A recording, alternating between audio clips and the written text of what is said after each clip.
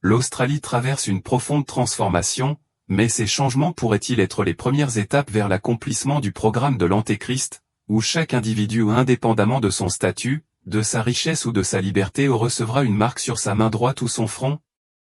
Pour explorer cette perspective, penchons-nous sur un développement récent, l'adoption par l'Australie du projet de loi sur l'identification numérique. Cette législation historique vise à créer un système d'identification numérique complet à l'échelle de l'économie, intégrant les institutions financières et les fournisseurs de services dans une plateforme gouvernementale centralisée. Ce système d'identification numérique promet un écosystème en ligne plus robuste et plus sécurisé pour les utilisateurs. Comme le souligne un article de Forbes intitulé « Ce que les dirigeants doivent savoir sur le projet de loi australien sur l'identification numérique de 2024 », l'article indique « des préoccupations en matière de surveillance et de confidentialité ».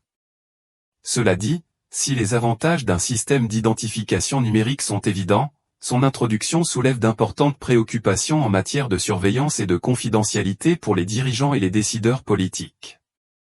Ces préoccupations doivent être soigneusement mises en balance avec les avantages d'une sécurité et d'une efficacité accrue.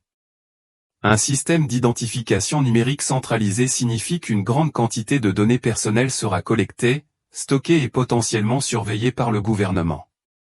Ces données comprennent non seulement des informations d'identification de base, mais également des détails sur les interactions et les transactions des individus en ligne.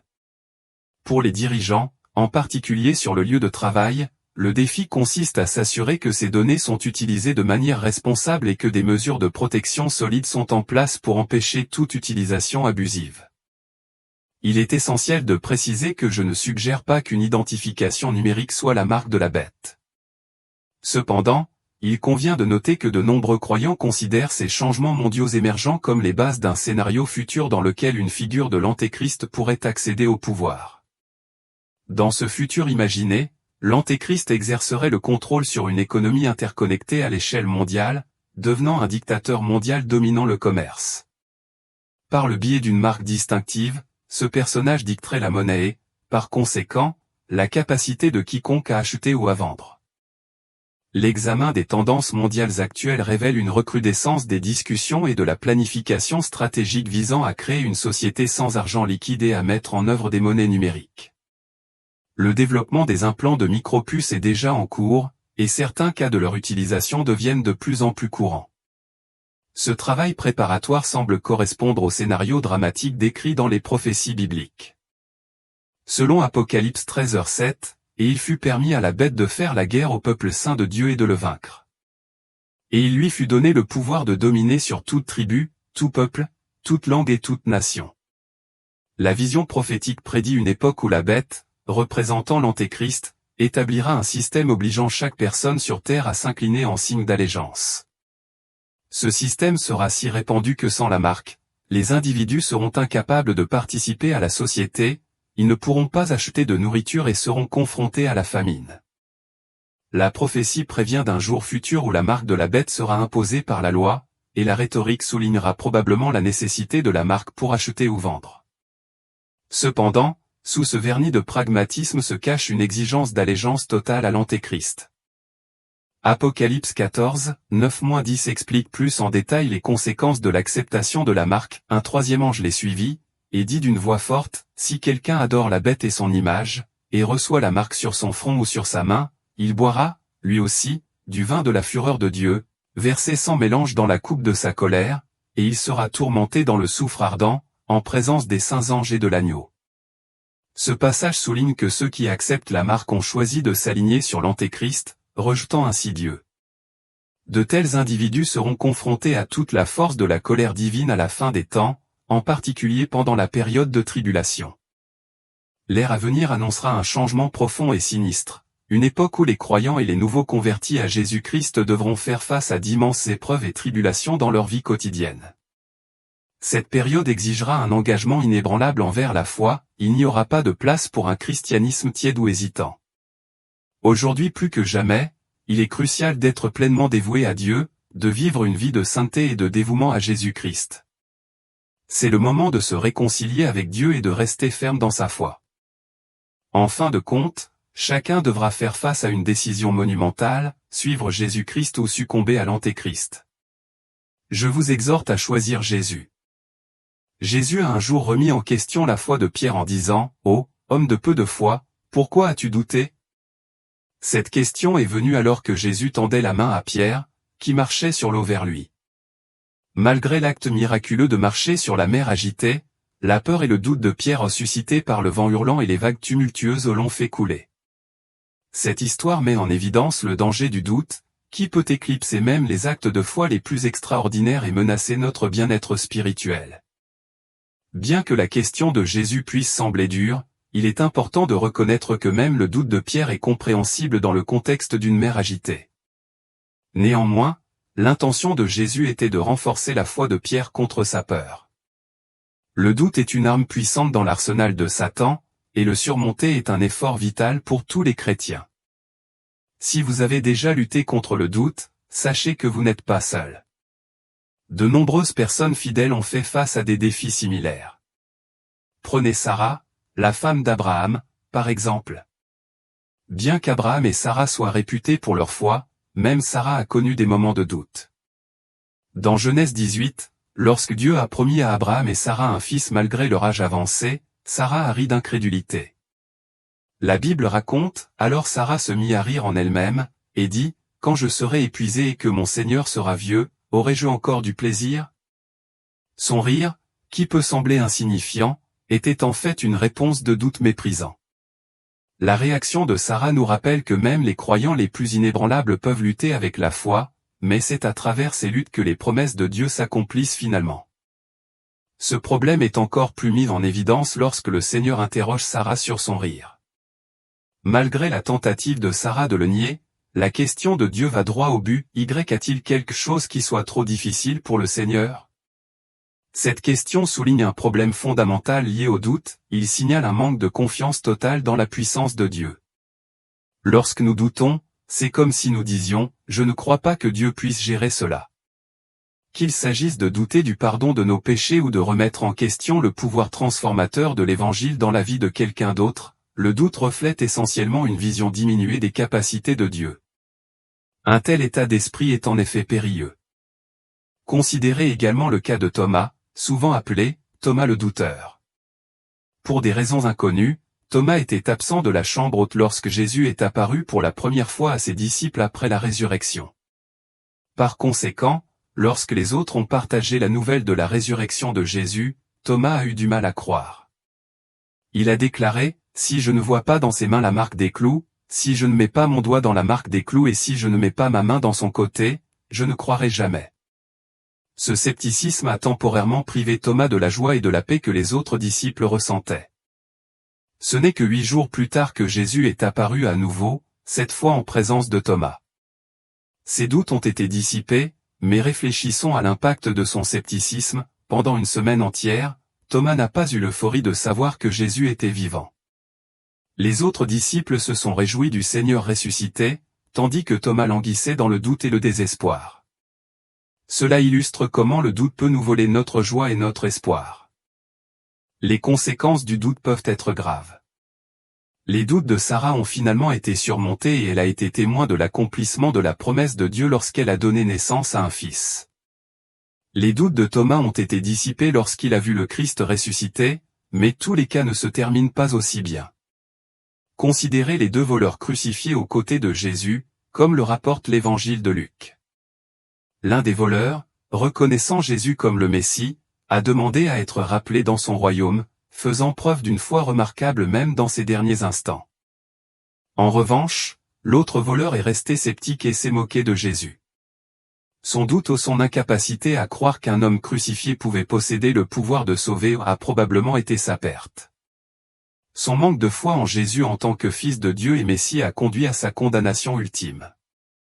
Cela illustre comment le doute peut avoir des conséquences profondes et éternelles. Le doute entraîne des conséquences importantes, et cela se manifeste dans divers aspects de la vie quotidienne. Considérez comment le scepticisme d'un détective à l'égard du témoignage d'un témoin ou de l'alibi d'un suspect peut avoir un impact profond sur une enquête. De même, lorsqu'un jury doute des affirmations d'un accusé, cela peut conduire à des décisions qui changent la vie.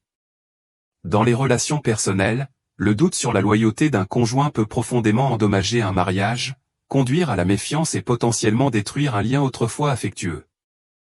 Le doute, lorsqu'il s'infiltre dans ces domaines, agit comme un poison qui peut saper la confiance et la stabilité.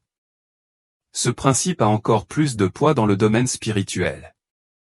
Dans Jacques 1, 5-8, l'apôtre Jacques met en garde contre les dangers du doute. Si quelqu'un d'entre vous manque de sagesse, qu'il la demande à Dieu, qui donne à tous simplement et sans faire de reproches, et elle lui sera donnée. Mais qu'il la demande avec foi, sans douter. Car celui qui doute est semblable au flot de la mer, agité et poussé par le vent. Qu'il ne s'imagine pas qu'il recevra quelque chose du Seigneur. C'est un homme irrésolu, inconstant dans toutes ses voies. Le doute s'oppose directement à la foi. La foi nous donne stabilité et force, nous permettant de tenir bon. En revanche, le doute nous laisse à la dérive, comme un navire ballotté sur une mer agitée sans ancre. Lorsque nous sommes consumés par le doute plutôt que par la foi, nous devenons instables et avons du mal à servir Dieu fidèlement.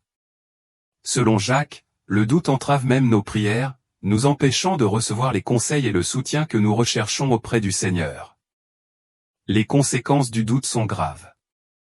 Il détourne notre attention de Jésus, nous amène à remettre en question les promesses de Dieu et nous prive de notre joie. Plus grave encore, un doute persistant peut mettre en péril notre salut éternel. Le doute n'est donc pas simplement un problème mineur, mais un grave danger aux conséquences potentiellement dévastatrices. Il sape notre foi, entrave notre croissance spirituelle et peut nous éloigner du salut même que nous recherchons.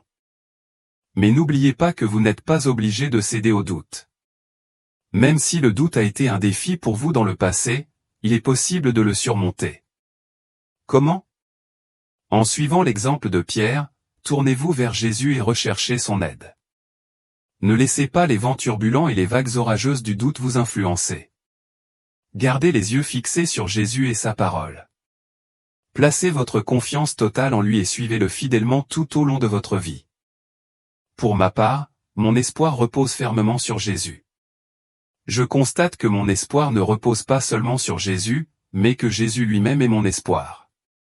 Je m'accroche à la croyance que si j'ai besoin de guérison, Jésus-Christ est le guérisseur ultime. Si je recherche la paix, Jésus offre une paix qui dépasse toute compréhension. De nombreux chrétiens peuvent s'attendre à ce que la vie soit un flot continu de bonheur et de bénédiction une fois qu'ils sont sauvés. Il existe une notion selon laquelle Dieu nous accordera toujours les désirs de notre cœur sans aucune épreuve.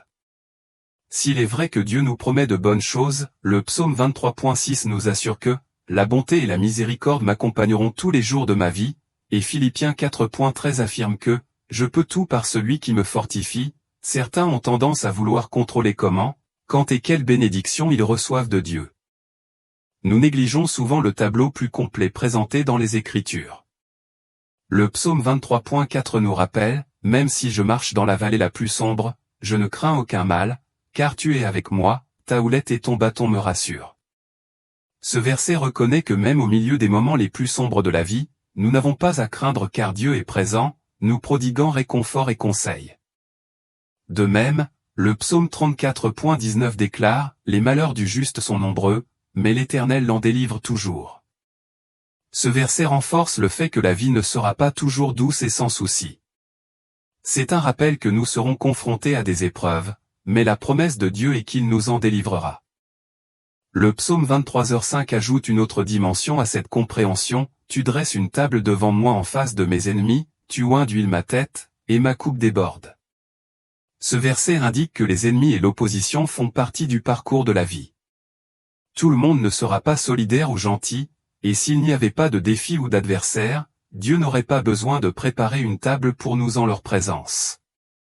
Adopter cette perspective nous permet de voir que si nous sommes assurés des bénédictions de Dieu, nous devons également traverser les épreuves de la vie avec foi et résilience. Bien que Dieu nous ait bénis de nombreuses promesses à assurance de force, de bénédiction, de protection et de provision, cela ne signifie pas que nous ne rencontrerons jamais de défis.